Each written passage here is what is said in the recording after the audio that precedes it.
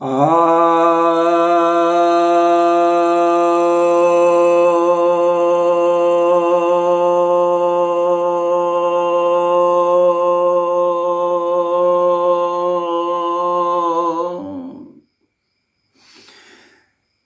सभी भक्तजनों को सब प्रेम नमन।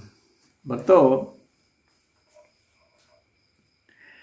आज मैं आपको बाइबल का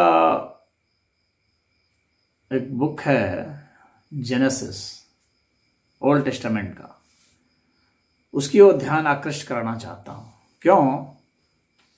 क्योंकि देखिए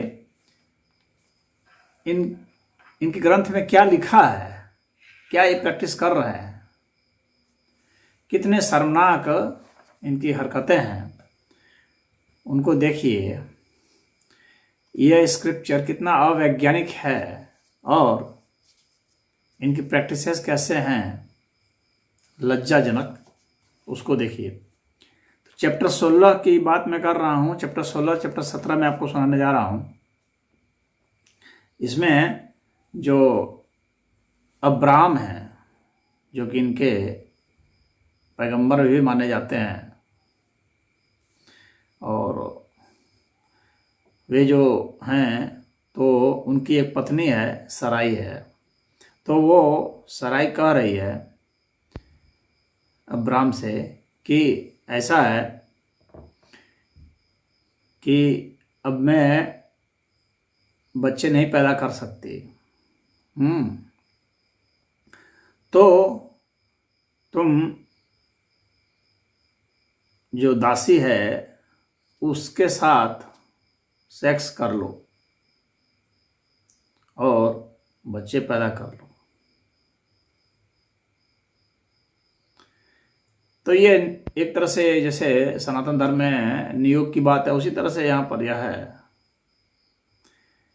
यह इस तरह से है कि औरत खुद ऑफर कर रही है अपने पति से कि भाई ये बच्चे पैदा कर। चलो ठीक है, बच्चे पैदा कर लेने में कोई बुराई नहीं है, पैदा कर लिया।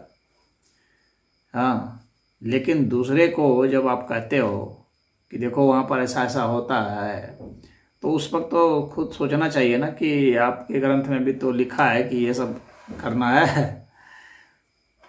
तो जो सनातन धर्म पर उंगली उठाते हैं तो उनको सोचना चाहिए। तो ये हगर नाम की एक दासी थी जो इजिप्ट की, मिस्र की थी। तो उनके साथ उसने संबंध बनाया और उससे जो लड़का हुआ उसका नाम है इस्माइल। अब इसके बाद हम लोग आते हैं 17वें अध्याय में। इसके 17वें अध्याय में जो है इनके सामने इनके जो खुदा हैं, उनके जो लॉर्ड हैं, वे आ जाते हैं, बात करते हैं अब्राम से और कहते हैं कि तुमको जो है मैं कई राष्ट्रों का तुमको मैं पिता बना दूंगा। तो उसको फोर फादर ये लोग कहते हैं अब्राम को। तो उनको कहते हैं कि भाई तुमको हम पिता बना देंगे। अब तुमको क्या करना है इसके लिए कि अपने जो नुन्नू है उसको काट देना है। जिसको खतना ये लोग बोलते हैं, सरकम सीजन। तो सरकम सीजन क्यों कहते हैं कि आगे का वो काट देना है, चमड़ा निकाल काट देना है। और तुम्हारे जितने भी लोग होंगे वे सब खतना करेंगे। खतना के कितने नुकसान हैं आप लोग सब जानते ही हैं।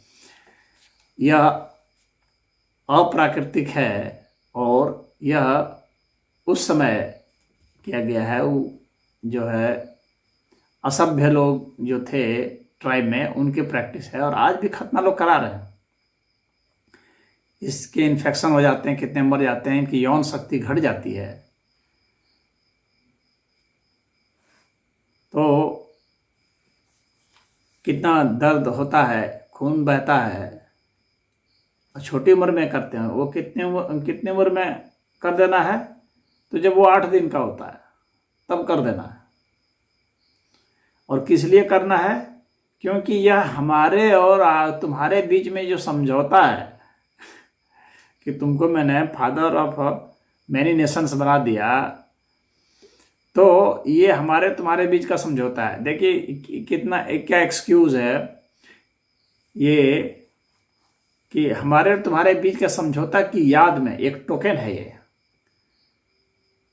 तो इस तरह से ये खतना एक टोकन के रूप में खुदा और अब्राहम के बीच में ये हुआ था समझौता।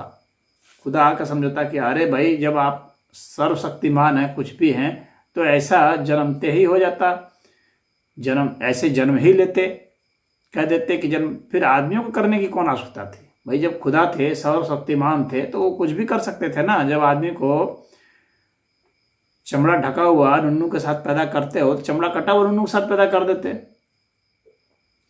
क्यों नहीं किए? इसका मतलब है आदमियों द्वारा रचा गया ये सारा जो है ये खेल है।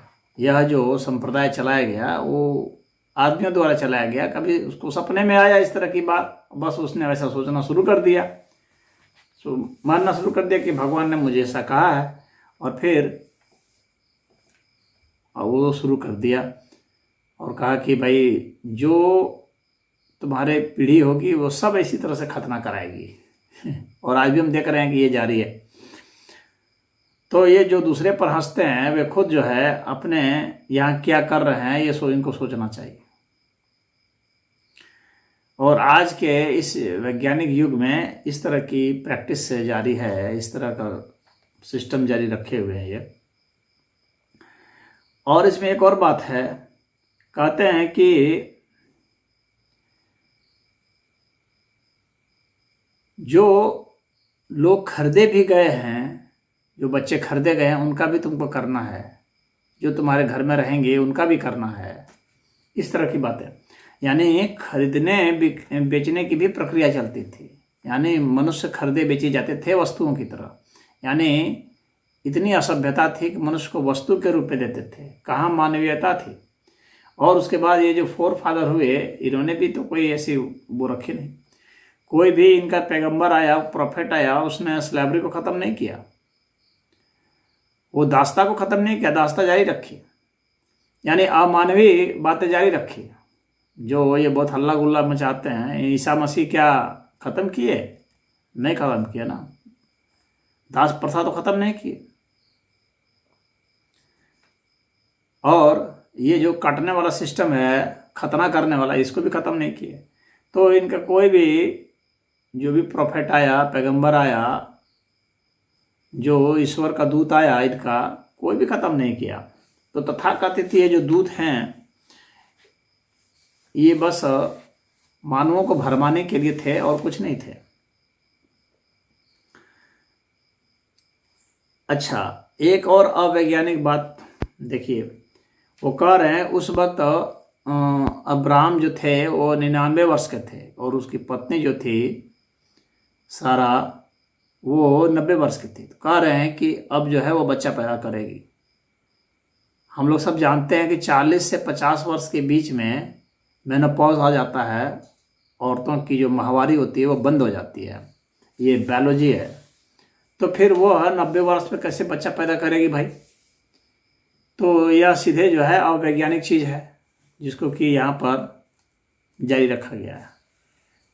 तो जो ईसाई सब इस चीज़ को मान रहे हैं, उनको सोचना चाहिए कि विज्ञान की बात करके इतनी अवैज्ञानिक बातें तुम्हारे ग्रंथ में लिखी हुई हैं, ये क्या मानने योग्य है? हरि ओम।